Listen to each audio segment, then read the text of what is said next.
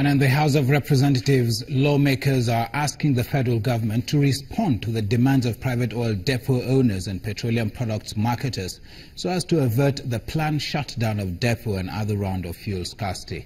The House noted that the federal government is said to be owing members of the Depot and Petroleum Product Marketers Association of Nigeria a subsidy debt in excess of 650 million naira. The lawmakers say they are convinced that there is a need for government to respond positively to prevent untold hardship on Nigerians. And some medical experts are calling on federal and state governments to implement the 2014 National Health Act in order to guarantee universal health coverage. The call is coming on the heels of the declaration by the health minister that the sector is underfunded. Professor Isaac Adewale is also asking for a stronger collaboration between states and the federal government to reduce out-of-pocket spending for medical bills. He was speaking at a conference on health financing in Abuja.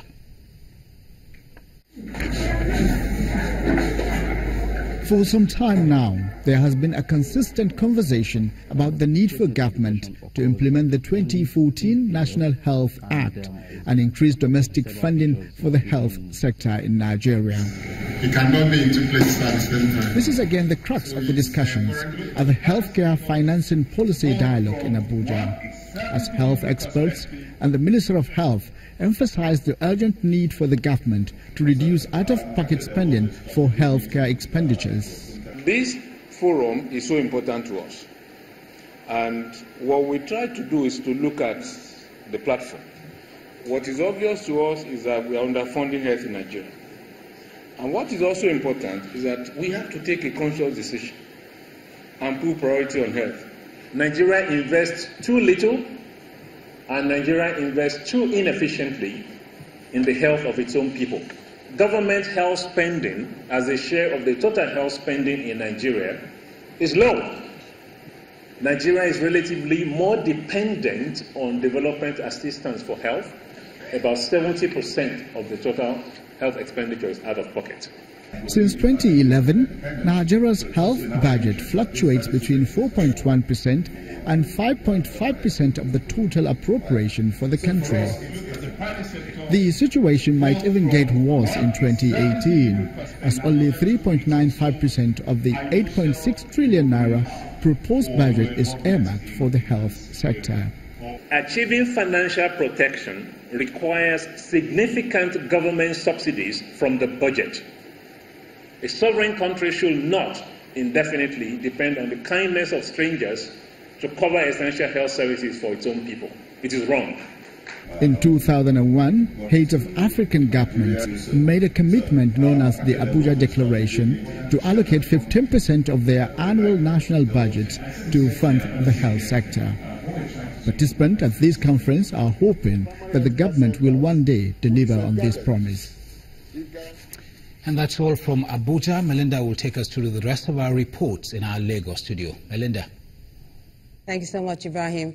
To Anambra State now, they're set to make the most of their agricultural potential. That's because the state is now producing more rice than ever before, and Governor W.H.O has revealed that they will be collaborating with Pt.3 on new agricultural projects. He mentioned this during an inspection tour of irrigation projects in some local government area of Anambra State.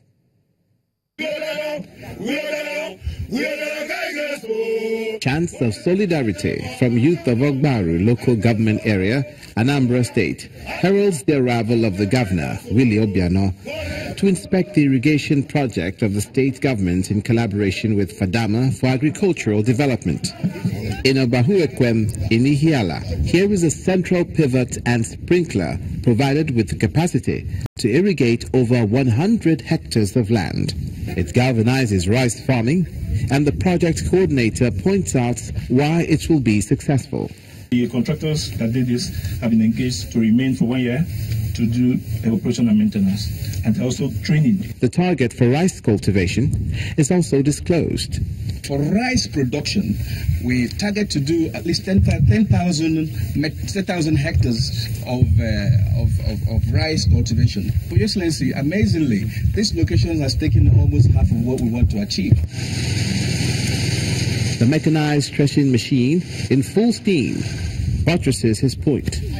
For the governor, he highlights the achievements and the plans for the agriculture sector as it relates to rice cultivation to benefit the people. What we are planning to do in Anambra is to sustain rice production all through the year. You know, instead of the 2-cycle farming, we'll be doing 3 because that's what you can do in a year. Rice takes 4 months, then you take 1 month to prepare it, then you grow another one. So you can only achieve 3 cycles in 12 months. Our effort so far has yielded a lot of dividend.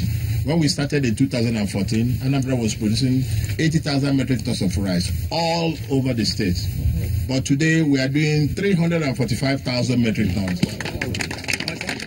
The surface flooding system, Ogboji, covers 110 hectares of land and is 85% complete. As the only thing remaining is the construction of field canals and planting of grass at the edge of the canals to ensure control of environmental issues that may crop up. Using gravity, the water is to flow through 8 canals into the farm. The reported reaction of the people of Anambra State is that Governor W.H.O is moving the state's economy forward through agriculture, realizing agro potential and generating employment.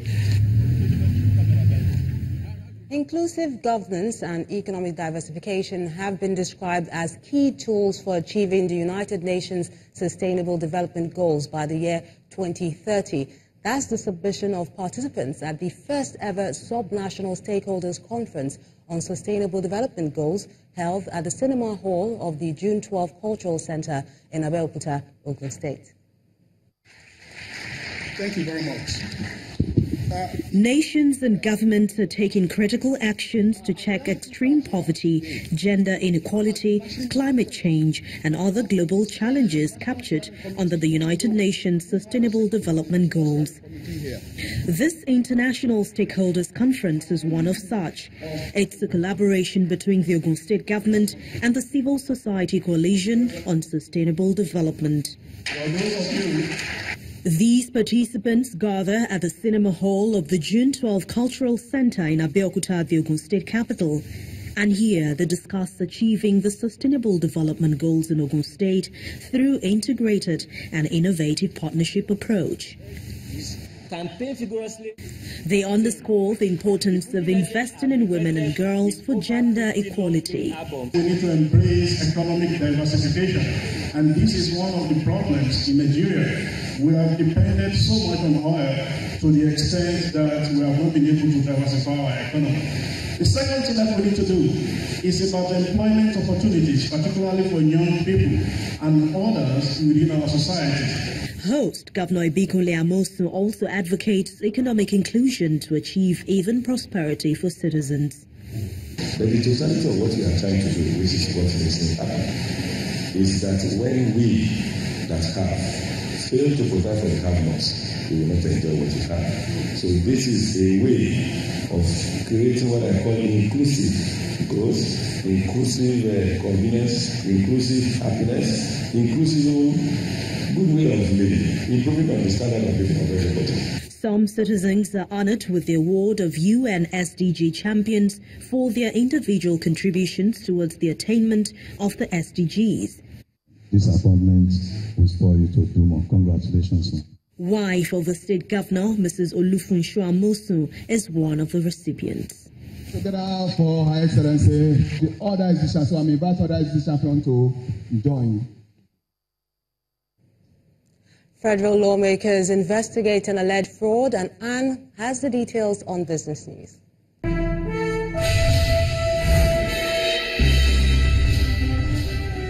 Thank you, Melinda. We begin business news with the House of Representatives mandating a joint committee to investigate the loss of 2 billion naira and $3.8 million, which are proceeds from the sale of the Power Holding Company of Nigeria.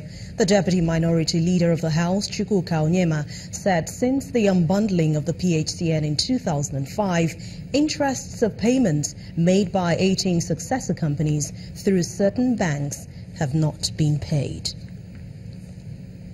The Securities and Exchange Commission has announced plans to continue its forensic audit on Owando PLC. At a news conference in Abuja, Mr. Abdul Zubair said the decision comes after the withdrawal of suits filed by the company. Mr. Zubair has promised that the audit will be transparent. As at yesterday, 5th of March 2018, all the 2 lawsuits have been dismissed in the law court. And since the impediment is removed, we are glad to let you know that the coast is clear. We did all we did because we need to respect the law. I maintain and will continue to be good corporate citizens and law-abiding. The important thing is that I haven't received those letters of dismissals of the cases. We have also transmitted the same to the forensic auditors to continue their job. We have with us all the lawsuits, evidence that the lawsuits have been dismissed, and that was as at yesterday. So as we speak today, we have also transmitted same to the forensic auditors to continue their job.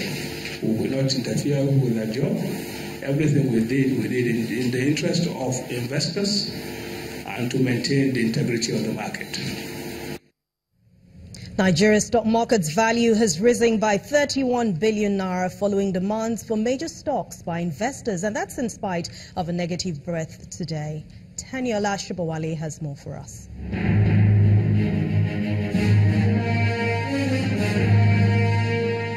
Hello and welcome to the Stock Market Report. Despite a 0.33% profit taken in the banking stocks, gains from the consumer goods and 3 other sectors lifted the local equities market further by 0.22% at the close of Tuesday's trading sessions. This is partly attributed to the impressive full year 2017 financial results by Nestle, as the company posted 34% increase in its revenue. At the same time, price increase from 26 gainers led by Unilever mitigated the losses recorded by 29 equities, led a second time this week by Regency Alliance Assurance. Total turnover of shares traded for the day increased by over 193 million shares from Monday's session, while Sterling Bank, Fidelity Bank and Zenith Bank occupied the top spot on the activity chart. And that's the Stock Market Report. I'm Taniola Shibawale. Thanks a lot, Taniola. Positive sentiment trailed today's trading session for most of the world's leading stock markets as investors shrug off concerns of a potential trade war and even uncertainty over Italy's election results. That's it, the numbers for today.